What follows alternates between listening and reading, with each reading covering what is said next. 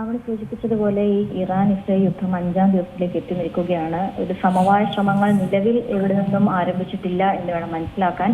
Iran തന്നെയാണ് ആദ്യം ആക്രമിക്കാൻ പദ്ധതിയിട്ടെന്നുള്ള നിലപാട് വീണ്ടും ആവർത്തിക്കുകയാണ് ഇപ്പോൾ US പ്രസിഡന്റ് ഡൊണാൾഡ് ട്രംപ് ചെയ്തിരിക്കുന്നത്.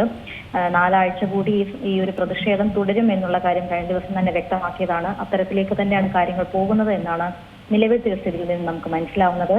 എന്തായാലും ഈ തന്ത്രപ്രധാനമായ ഓഫീസുകളും സൈനിക പരിശീലന കേന്ദ്രങ്ങളും ഒക്കെയാണ് ഈ ഇസ്രയേൽ ഇപ്പോൾ ലക്ഷ്യമിട്ടിരിക്കുന്നത്.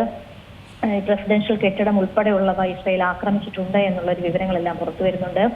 മറിച്ച് ഇറാന്റെ ആക്രമണത്തിലും ഇസ്രയേലിനും കാര്യമായ നാശനഷ്ടങ്ങൾ സംഭവിച്ചതായും റിപ്പോർട്ടുകളുണ്ട്. ഈ ഇറാൻ ഇസ്രയേൽ ആക്രമണത്തിൽ ഏറ്റവും കൂടുതൽ ബാധിക്കുന്നത് ഗൾഫ് മേഖലയെ തന്നെയാണ്. ഒരിടവേള വലിയ രീതിയിലുള്ള ഒരു ശാന്തതയിലേക്കൊക്കെ പോകുന്നുണ്ടായിരുന്നു എന്നുള്ളൊരു സൂചനകൾ കഴിഞ്ഞ ദിവസം വന്നിട്ടുണ്ടെങ്കിൽ പോലും പിന്നീട് വീണ്ടും അശാന്തമായി തുടരുന്നു എന്നുള്ളതാണ് ഏറ്റവും പുതിയ റിപ്പോർട്ടായി പുറത്തു വരുന്നത്. വീണ്ടും ദുബായിൽ ഇറാന്റെ ഒരു ഡ്രോൺ ആക്രമണം ഉണ്ടായിട്ടുണ്ട് എന്നുള്ള കാര്യം കൂടി അറിയുന്നുണ്ട്. US നയതന്ത്ര കാര്യാലയത്തിന് നേരെയായിരുന്നു ഈ ആക്രമണം സംഭവിച്ചത്. ആളപായം ഇല്ല എന്നുള്ളതാണ് UAE പ്രതിരോധ മന്ത്രാലയം ഇപ്പോൾ റിപ്പോർട്ട് ചെയ്യുന്നത്. ഫുജേറയിലും റിഫൈനറിയിൽ കഴിഞ്ഞ ദിവസം തീപിടുത്തം ഉണ്ടായിരുന്നു. അതിൽ പരിഭ്രാന്തി വേണ്ട എന്നുള്ള കാര്യം കൂടി ഗൾഫ് ഭരണാധികാരികൾ വ്യക്തമാക്കുന്നുണ്ട്.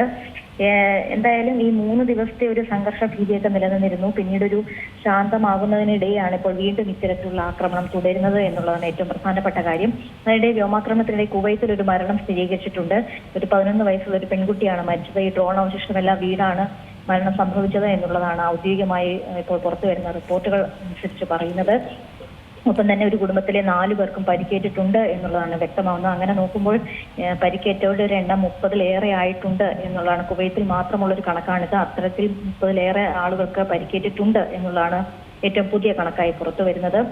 ഈ വലിയ രീതിയിലുള്ള അതിക്രമമൊക്കെ ഉണ്ടാകുമ്പോൾ ഈ യുദ്ധ സമാനമായ സാഹചര്യത്തിലൂടെ പോകുമ്പോൾ സാധാരണക്കാരായ ആളുകളെയാണിത് കൂടുതലും ബാധിക്കുന്നത് എന്നുള്ളതാണ് ഏറ്റവും പ്രധാനപ്പെട്ട കാര്യം.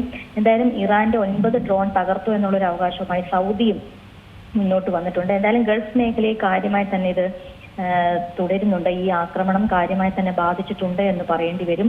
ആളുകൾ ഒഴിഞ്ഞു പോകാനുള്ള നിർദ്ദേശമൊക്കെ ലെബനോണിൽ നൽകിയിട്ടുണ്ടായിരുന്നു. അതിന് പിന്നാലെ വീണ്ടും ഒരു കടുത്ത ആക്രമണത്തിലേക്ക് ഇസ്രയേൽ നീങ്ങിയിട്ടുണ്ട് എന്നുള്ളതാണ് ഏറ്റവും പ്രധാനപ്പെട്ട കാര്യം.